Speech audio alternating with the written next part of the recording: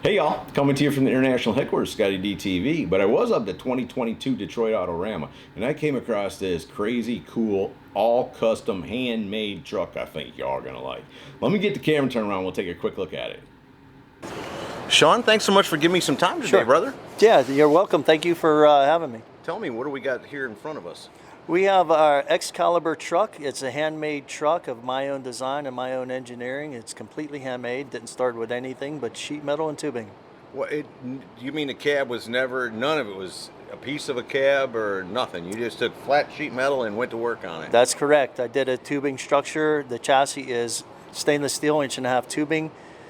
Put the tubing in a tubing bender, bent the chassis, bent the whole undercarriage, made my front axle, the front spindles, all the suspension, and then started with aluminum tubing, square tubing, to make a structure for the cab, and then skinned it. So it is all true handmade truck. Man, and where did the concept come from?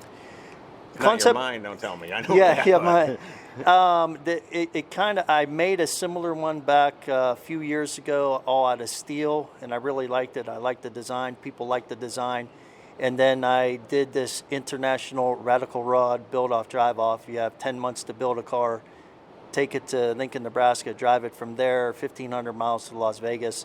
Now with COVID, it kind of screwed it up, but we did win the event. But that was the backing and the reason why I built this truck. And I figured, go big or go home. So that's why I undertook such a large step. What was it about pursuing a semi truck over a car? I mean, you could have made a custom vehicle of any choosing. Your work is incredible, obviously. Well, thank you very much. I did it. I actually won it back to back. The last entry was a 1936 Packard. It was a 4-door car. I cut it all down to a 2-door, put a LSX with a blower on it, and we did the drive off with that. The car worked perfect. And we were in a Durelli performance booth at SEMA, which this truck will be in SEMA this year in the Durelli booth as well. But, so I wanted something different. I kind of like the truck deal. And the truck, again, the cab is my design. It looks mean. It looks like it has an attitude. So I just built on that. Yeah, it kind of reminds me of a Diamond Rio, a little bit. But, I mean, when you look at it, it is unique. But to think that all that was flat sheet metal at one time and an idea in your head is just absolutely mind-blowing. Yeah, thanks. When we start the build-off, it's documented, and it may end up on TV. It's supposed to be at some point. We'll see. But you have to document, like the first day, you do a video, and you turn it in to we'll call the staff. And my first day, I said, well, a little uneventful here. There was a pile of stainless steel tubing on the floor and sheets of aluminum. I said, well, here it is. This is what I'm starting with, So, a little uneventful with that, but yeah, it is, Did you have a rendering, or just roll out of your head out onto the table? I do some sketches for myself, but I figure why waste the time and draw and draw and draw? I'll do it full size. Right. And, I'm kind of weird like that. I'm like, if I'm doing it, I might as well do it the first time right, I draw it on a table. Do a lot of math, measure, engine, tranny, rear end, the whole 9 yards, and start getting your game plan how to make your chassis and start building. So bringing that up, what powers it? I have an LS3 in there, 6.2 liter GM crate engine. It's 540 horsepower, and that's backed up with a 700 R4 transmission. And then right to that is a Franklin quick change rear end, amazing rear ends they make. And it's all on a swing arm. Engine, transmission, rear end is all on a swing arm. Moves independent of the chassis. Holy cow. And I don't know why, but it looks all-wheel drive. No, it's not all-wheel drive. It has which you can't even see, has a beautiful front deep drop axle. It's all stainless steel, mirrored polished. It has that, the beadlock wheels. Velco makes these wheels. They were made, there's a one-off just for this build. Oh, wow. And they're true beadlocks, the titanium bolts in them. They're work of art themselves. So it is kind of nice to have some people help out with that. And like I said, the cooling system, the engine's in the back, and the radiators in the back. That's a pretty big feat, especially I'm from Florida. Oh, right. Yeah. And the truck runs cool as a cucumber, and that's thanks to the rally with the cooling products. And talked with the main guy there.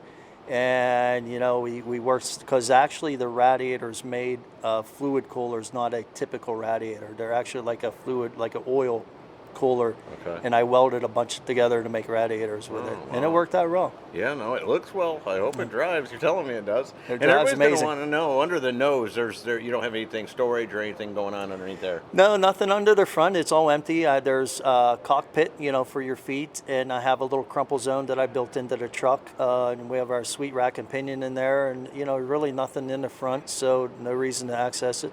And interior, you just kind of continue with the same thing.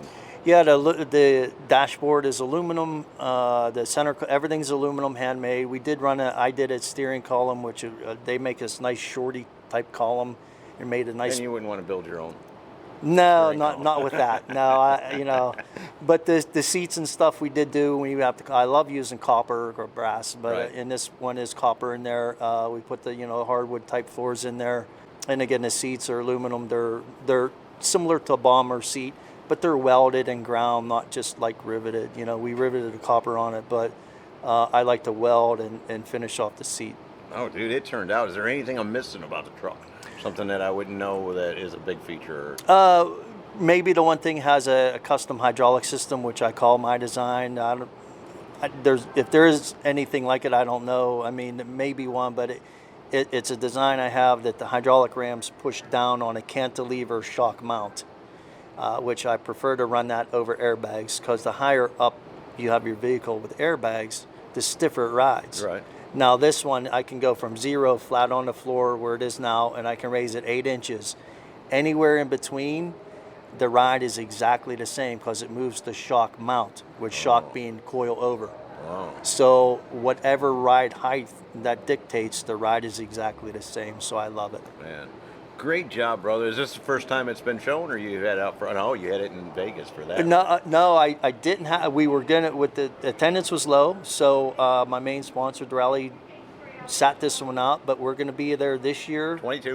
22 in SEMA, Las Vegas. The Packard was in 2019, so that'll be good. Now this kind of was under wraps a little bit. This is the first main show we've done with it. Okay, great. Yeah, no, man, dude, so much. Thanks for giving me some time today, and what a wonderful build. Great job. And one thing I would say, it's a driver. It's not. I mean, we trailered here from Florida, but I have over 1,600 miles on it, and we beat. Oh, on you've it. already driven it 1,600 miles. Oh yeah. I figured you might show it for a little while before you did that. No. Yeah, we did a couple small shows, little exclusive shows. Worked out real well. The truck's doing amazing. I would guess, yeah. It's been filmed for TV 3 times, and 2 shows I was in both got awards. Wow. Well, maybe this will be another one. I don't know. We'll see. I hope so. Again, thank you, brother. Thank you. I appreciate it. So there you go, from the 2022 Detroit Autorama, a totally handmade custom hot rod truck. How cool is that? Excalibur. Hope you all have enjoyed it. See ya! Hey y'all, make sure you subscribe to this channel and visit ScottieDTV.com for an easy way to search the hundreds of videos I have posted. Either click the link in the description or the one at the end of this video.